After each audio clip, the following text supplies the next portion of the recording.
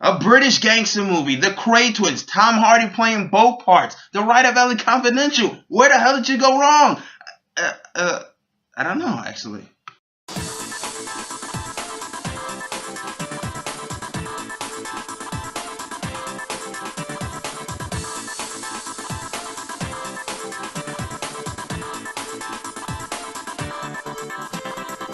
What is up, ladies and gentlemen, YouTube? That is right, I am Chris Smith, and I got a review for you today. And what is the review? It is Legend. That is right, I actually managed to find a theater that actually was playing this damn thing, and I'm going to talk about it today. Now, Legend, if you don't know, is about the Cray twins. Cray twins were a big notorious gang of twins that actually ran London between the 1950s and through 1960s before their eventual downfall because of misappropriate actions. As all gangsters kind of life comes to an end, so did theirs. But this movie is about not necessarily their rising up, but more of like right where they were kind of like at the top, and then tumbling down.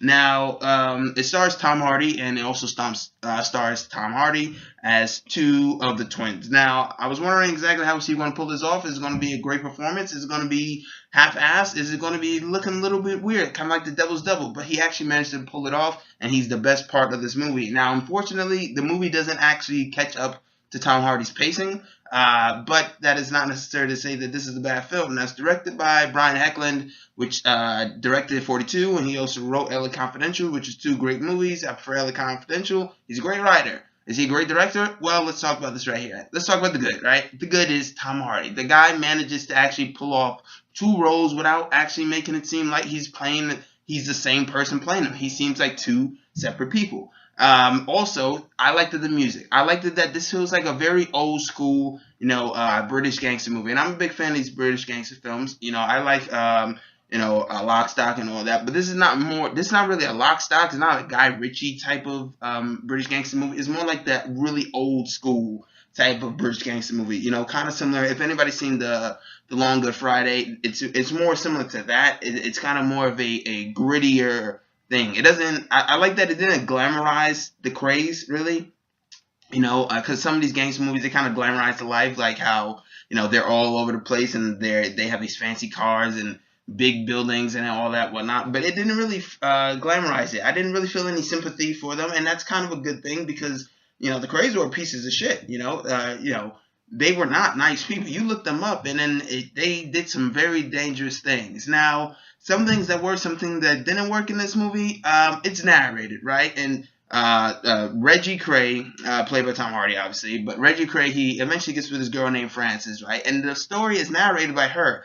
I did not like that. Why? Because narration can be a hit and miss thing. And to me, I think it missed here. Now, this is a spoiler, so 3, 2, 1, she dies in this movie, right? Later on, and we don't know that at the very beginning, but she dies later on in the movie, but she still narrates, which is very weird to me. I said, why would you let somebody dead narrate the movie? It doesn't really make any sense, but not only that, but when you make somebody narrate the movie, if they're the main character, then you can tell that that's their story. But if she's narrating, it makes the story feel like it's more about her rather than the Cray twins, which to me was very awkward, or not awkward, but it just seemed like it was like off. It was like, huh? Also, they managed to kind of focus too much on their relationship, Frances and Reggie. To me, it was like, how about you focus on the Cray twins and what they're doing in London rather than kind of like the side story where it really shouldn't be that big of a deal, but it almost kind of, was the main plot point of the film, surprisingly. Also, like I said, I liked the music, I liked the vibe. Now, if you didn't know, the Cray twins, they were bitter celebrities. Not only were they gangsters, they were nightclub owners, which managed to bring in celebrities like Sinatra and whatnot. They didn't really touch upon that, and that's one of the problems I kind of have with this movie was that they felt like they were afraid to kind of add the real stuff in. Like, for a gangster movie, this is quite tamed, right? When you look at like all these like gangster films, it's like this has violence yet in it. Particularly, there's a headshot to the face. If you ever see it, once you see the movie, you know where it's at. And then there's a stabbing scene. Those are very violent, but for the most part, there's not that much violence in this movie. And I was actually shocked. Now, granted, violence doesn't make a movie, but at the exact same time, violence does kind of add to the story of these characters. They were very violent and vicious people. Also, they didn't really capitalize, because I watched the documentary, and this was way before this movie came out. I watched it. It's on YouTube. Just type in The Craze.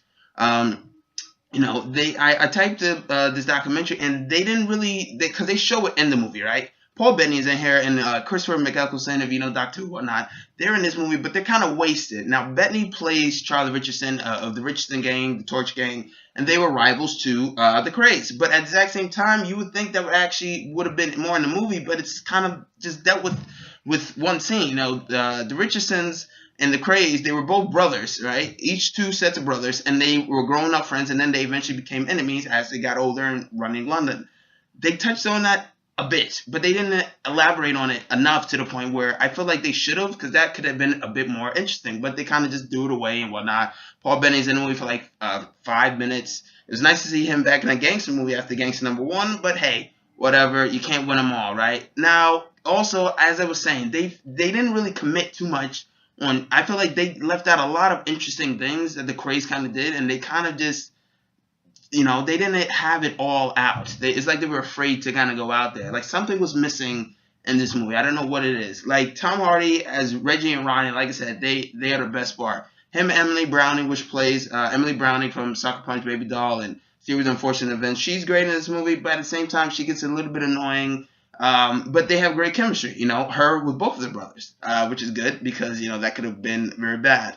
Now, some things, as I said, that I really did not like was that, I felt as if they didn't know where they were going with this movie. Now, this movie's 2 hours and 11 minutes, right? And 2 hours, 11 minutes is not that long, but for some reason, it's like the first half of this movie was going well, right? And it was starting to have this build-up pacing. They're kind of like heroes of their neighborhood, and even though they're criminals to the police and whatnot. But once that kind of has a bit of a funness to it, they kind of slice it in half, and then it kind of becomes just kind of slow. And then once it kind of slows down, when the pacing kind of gets slowed down, you kind of see the illusion broken to the point where you realize that there are some negatives in here, and this movie's not that solid. If you take out Tom Hardy, right? You take Tom Hardy out of this equation, this movie is just a basic kind of, if you've seen those kind of straight-to-DVD British gangster movies, it's kind of like that. You take out Hardy, then it's nothing there. If Hardy's not on the screen, you're not really that interested. He's electrifying. He's great. He's a movie star. But at the exact same time, the cast, even though they're good, they're not that interesting. Chaz Palminteri's in here, wasted. Paul Bettany is wasted. There was a lot of things they could have done with the Krays that I felt like they were a little bit afraid to do. Also, while this movie goes on and a bit on for some time, I feel like they didn't know how to necessarily end it. I liked the ending. It kind of ends when they finally get busted by the cops. But I feel like also they didn't, for a movie that's 2 hours, 11 minutes, right? And it's going to sound like I'm kind of going back and forth. But for a movie that's 2 hours, 11 minutes long, I feel like they did not really have enough material, which is weird. Because I feel like the Kray twins actually did have enough material. I feel like they should have started with their rise and then their fall. Now, I feel like they try to make something different by making, maybe it's a bit of a love story here, and then it's a bit of a brother love story, and then it's a gangster flick. And then they try to mesh them all together, and it kind of works. It kind of works, but at the exact same time, it doesn't. It's like they tried to do something new with a gangster movie, but in a way, they kind of fall flat. The kid from Kingsman, Taron Egerton, or I'm just messing up his name, but the kid from Kingsman, the main character, is in this movie, and he's just kind of wasted also. There's a couple of wasted performances. If you know the singer Duffy, she makes an appearance, but yes. The movie looks great. The music is great. The directing is solid. The script is slightly good, but I feel like they were afraid to kind of commit to everything that the Kray twins did, which is weird. It's like they kind of tamed it down, unfortunately. Like if this was a TV movie. But if you want to see a movie that's kind of the other perspective for the Richardson gang, just type of Charlie. It's on YouTube and whatnot. It's a TV movie. It's with Lou Goss. It's a pretty solid movie, and it's a bit violent. But hey, violence is not always the answer, but maybe it is in a gangster movie. My review on it, just to wrap things up, is that Tom Hardy is fantastic. Watch the movie for Tom Hardy. Should he be nominated? Maybe he should. Should this movie be nominated? Not really. The screenplay is solid, but they didn't really add enough, I feel like, material to throw in there. There's a lot more interesting things. They should have started from the beginning. They should have added in the Richardson gang. They should have showed the celebrity status of the Krays, but they didn't.